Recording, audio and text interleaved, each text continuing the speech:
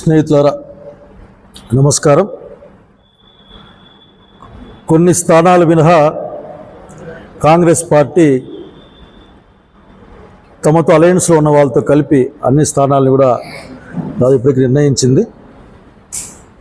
వివిధ రాజకీయ పార్టీలు వారి అభ్యర్థులు ఎండలకు కూడా భయపడకుండా బయట కాన్వాస్ చేస్తూ ఉన్నారు. ప్రజాస్వామ్యంలో ప్రజల అభిప్రాయాన్ని కోరడం అన్నది ముఖ్యమైన అంశం. కానీ ఏ అంశాలపైన వాళ్ళు మద్దతు కోరుతున్నారు ప్రజలకి అన్న అంశాన్ని వాళ్ళు చెప్పాలి. అనంతపురం జిల్లాకు అన్యాయం చేశారు, మీరు అన్యాయం చేశారు, మీరు అన్యాయం చేశారని రెండు పార్టీల వాళ్ళు మాట్లాడుతూ ఉన్నారు. 10 సంవత్సరాల పరిపాలనలో అనంతపురం జిల్లాకు మీరు చేసిన ఒక మంచి పని చెప్పమని కోరుతా ఉన్నాం. ఆటలు చూస్తే చాలా పెద్ద ఎత్తున వినిపిస్తూ ఉన్నాయి. ఈ రెండు పార్టీల పరిపాలనలో ఎల్సీ కింద మీరు ఎన్ని ఎకరాలలో పంటకి నీళ్ళు ఇచ్చారో చెప్పాలి. 9 సంవత్సరాలైంది, ఇప్పటికీ దాటిపోయి 9వ సంవత్సరం. హెచ్ఎల్సీ ఆయకట్టుదారి కుటుంబంగా మాట్లాడుతూ ఉన్నాను నేను. నీళ్లు రాలేదు. ఉదాహరణకి నీటి కేటాయింపు లేకుండానే సింగనమల చెరువు లోకలైజేషన్ అయిపోయింది అని మాట్లాడారు. నేను అడుగుతా ఉన్నా, నీవు ఆ స్కీమునే అనంతపురం దాటించి దాన్ని ముందుకు తీసుకెళ్లడం ద్వారా అందరూ అనంతపురం జిల్లాకు అన్యాయం చేశారని చెప్పాలనుకున్నా. ఎవరైనా సరే మాట్లాడలేరా మీరు? అది చేస్తామని చెప్పలేరా మీరు? రేట్లు పెంచి మీ కాంట్రాక్టర్లకు లాభం చేయడం తప్ప మీరు చేసింది ఏదో చెప్పగలరని అడుగుతా ఉన్నాం. కొరగా భూగర్భ జలాలున్న ప్రాంతంలో విచ్చలవిడిగా ఇసుక తొగితే, విచ్చలవిడిగా మీ ఇసుక దోపిడీ చేస్తే భూగర్భ జలాలు అంతరించిపోతాయన్న ఇంగిత జ్ఞానం కూడా మీకు లేకపోయింది అడుగుతా ఉన్నాం. ఈరోజు ఎండిపోతున్న బోరు బావులకి, చచ్చిపోతున్న చెట్లకి సమాధానం మీరే చెప్పాలి కదా. జైపాల్ రెడ్డి గారిని గుర్తు తెచ్చుకుంటా ఉన్నా. ఆ రోజున పట్టణాభివృద్ధి శాఖ మంత్రిగా ఉన్నప్పుడే అనంతపురం పట్టణానికి భూగర్భ మురుగు పారుదల సౌకర్యానికి డబ్బులు ఇచ్చాం కదా. ఏ కారణం రీత్యా, ఏ స్వార్థం కోసం దాన్ని మీరు ఆపారు? ఇక్కడ కృష్ణా జలాలు, బ్యాక్ వాటర్ మీ ఘనతనా?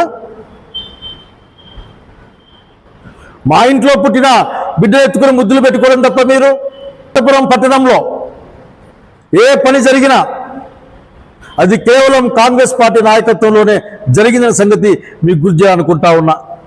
స్నేహితులారా, ఒక నిర్ణయాత్మకమైన సమయం వచ్చింది.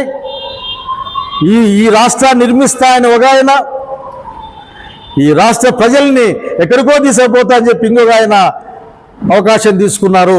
ఈ రాష్ట్రాన్ని సర్వతోముఖాభివృద్ధి దిశగా తీసుకెళ్లిన పార్టీ కాంగ్రెస్ పార్టీ పరిపాలన. రాహుల్ గాంధీ గారి నాయకత్వం. ఈరోజు షర్మిలమ్మ గారు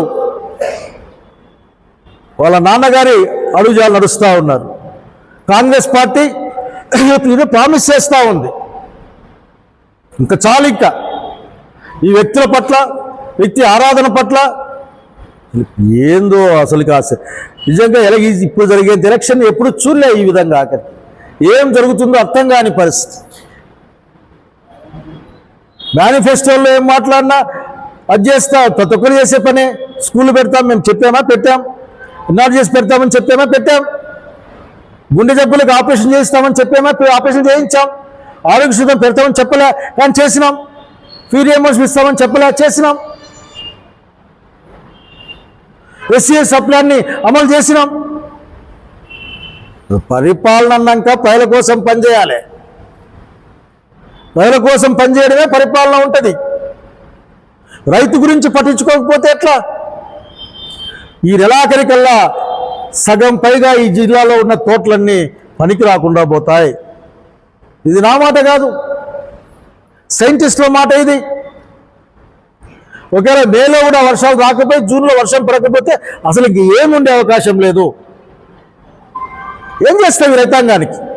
చెట్లకు నీళ్లు పోసుకునే డబ్బులు ఇస్తావా? చెప్పించండి. నేను చెట్టుకు నీళ్లు పోసుకుంటే ఎంత డబ్బులు ఇస్తావో చెప్పండి, ప్రోత్సాహం ఇస్తావో చెప్పండి.